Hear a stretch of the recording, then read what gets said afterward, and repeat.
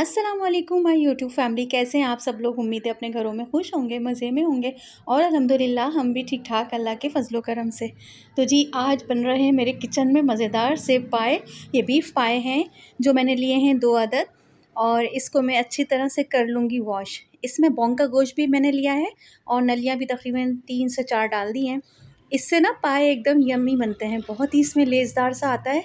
इसका जो शोरबा होता है ना वो बहुत लेज़दार सा बनता है। एनीवेज़ अब मैंने उसको अच्छे से वॉश कर लिया और इसको मैंने डाल दिया है एक बड़े से पतीले में और ढेर सारा पानी डाल के मैं इसको कर लूँगी बॉयल। तो साथ ही इसमें जाएंगे गरम मसाले जो साबुत लिए हैं मैंने, जैसे कि दालचीनी हो गई, काली मिर्चें हो गई, लौंगे हैं, साबुत काली मिर्चें, सॉरी साबुत वो बड़ी इलायची जो होती है वो, और एक प्याज का टुकड़ा मैंने इसमें डाल दिया था बड़ा सा काट के, तो जिससे इसके अंदर जो स्मेल होती है ना वो नहीं आएगी बॉयल होने में। और अदरक लहसुन का मैंने 1 चम्मच इसमें पेस्ट भी डाल दिया है और मैं इसको रख दूँगी पूरी रात के लिए पकने के लिए। ये नेक्स्ट डे है और सुबह हो गई है फ़जर, और फ़जर के टाइम मैं हस्बे मामूल इसी तरह उठती हूँ और ऊद का स्प्रे मैं अपने ड्राइंग रूम में करके और नमाज़ अदा करती हूँ।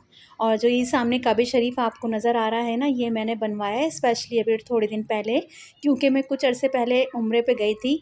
तो वहाँ से जब से आई हूँ ना तो मेरा दिल ही नहीं लगता और मुझे हर वक्त काबे शरीफ़ की याद आती रहती है। तो बस मैंने ये पिक बनवाई है और अपने ड्राइंग रूम में इसको लगा ली है मैंने, ताकि मैं वहाँ बैठ के इबादत करूँगी ना, तो यहाँ बैठ के इबादत करूँगी तो ऐसा लगेगा इससे मैं मक्का में बैठ के इबादत कर रही हूँ। और यकीन करें इसको देख देख के जब मैं अपनी दुआएं करती हूँ, इबादत करती हूँ, तो ऐसा दिल मेरा खुश हो जाता है और मुझे तसव्वुर में ऐसा लगता है कि मैं वाकई ही काबे शरीफ पे एक सामने बैठ के रियल में यानी मक्का में बैठ के इबादत कर रही हूँ। तो बस नमाज़ अदा करने के बाद मैं पढ़ूँगी कुरान शरीफ, और ये मेरा रोज़ का ही मामूल है तकरीबन, और इससे बड़ी बरकत होती है घर में अल्हम्दुलिल्लाह। तो ये आ गई हूँ मैं फिर इसके बाद किचन में, क्योंकि रात भर जो हमने पाए रखे थे बॉयल होने के लिए तो वो बॉयल हो चुके हैं, और ये तमाम स्पाइस हैं जो मैं आपको दिखा रही हूँ, और साथ-साथ मैं आपको ना बताती भी जाऊँगी कुकिंग करते वक़्त। तो ये दही है, प्याज़ है, स्पाइस ले लिए तमाम, और अब हम स्टार्ट करते हैं कुकिंग। बिस्मिल्लाहिर्रहमानिर्रहीम। एक पतीले में मैंने लिया है ऑयल। ऑयल जब हल्का सा गर्म हो गया तो फिर मैंने उसमें डाल दी हैं तकरीबन 2 अदद बड़ी-बड़ी प्याज़ काट के बारीक-बारीक, और ये देखें माशाल्लाह से पूरी रात पकने के बाद अभी भी इसका चूल्हा जो है वो स्लो जल रहा है, तो ये अच्छे से हो गए थे बॉयल। अच्छा जी, अब हमने प्याज़ को कर लिया ब्राउन और उसको हम निकाल लेंगे और ठंडा करने के बाद हम इसे पीस लेंगे। अच्छा जी, अब ये देखें 1 प्याली मैंने दही लिया था और उसमें तकरीबन 3 चम्मच मैंने अदरक लहसुन का पेस्ट डाला है भर के, और ये स्पाइस इसके अंदर जाएँगे। मिक्स कर लूँगी इसे मैं अच्छे से, और बिल्कुल कौरमा स्टाइल जो रेसिपी है वो मैं आपको दे रही हूँ। ये मेरी अम्मी की रेसिपी है जो मैं इसी तरह से बनाती हूँ, तो इस तरह बहुत अच्छे बनते हैं।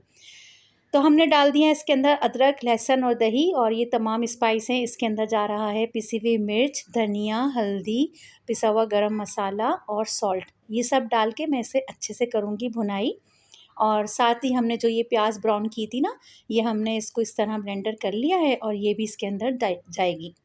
इससे ना ग्रेवी हमारी बहुत ज़्यादा थिक बनेगी, दही और पिसी हुई प्याज़ डालने से। अब हमें इसे इतना भूनना है कि इसकी तमाम हींग जो है वो मसालों की वो निकल जाए। जब इसका ऑयल ऊपर आने लगेगा तो मैं इसमें शामिल कर दूँगी केवड़ा, और ये केवड़ा डालने से बहुत ही प्यारी खुशबू आएगी, बिल्कुल लगेगा जैसे कोरमा बन रहा है।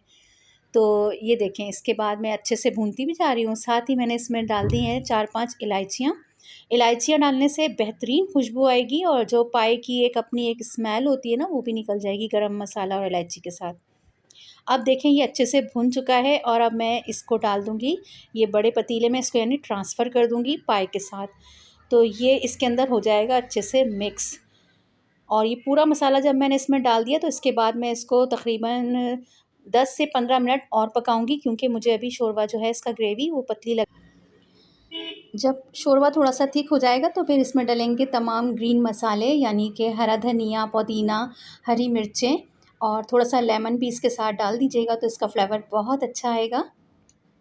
अच्छा जी, अब मैं मीठा बना रही हूँ क्योंकि आज हमारे घर हो रही है छोटी-सी दावत, और मेरे लिए तो ख़ैर ये बहुत बड़ी दावत है, क्योंकि मैं आपको आज अपने प्यारे से नवासे का फ़ेस दिखाऊँगी। और मैंने आपको पिछले व्लॉग में भी कहा था कि मेरा जो प्यारा सा नवासा पैदा हुआ है, तो मैं इंशाल्लाह आपको जल्द से जल्द उससे मिलवाऊँगी। तो आज वो दिन आ गया है और अल्हम्दुलिल्लाह आज उसका सवा महीना हो गया, यानी सवा महीना तो कल ही हो गया था, लेकिन आज मेरी बेटी का मैंने खाना रखा है और मैंने सोचा आज ये मीठा भी बना लेती हूँ और आप लोगों से अपने प्यारे से क्यूटू को भी मिलवाती हूँ।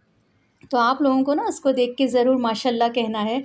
और अल्हम्दुलिल्लाह अल्लाह ताला ने हम सबको ये वक्त दिखाया और मेरे घर में आ गया प्यारा सा मेहमान। अल्हम्दुलिल्लाह माशाल्लाह ला कुव्वता इल्ला बिल्लाह।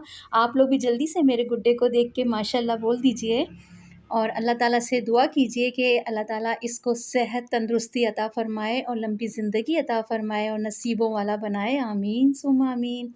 तो कैसा लगा मेरा प्यारा सा क्यूटू आपको?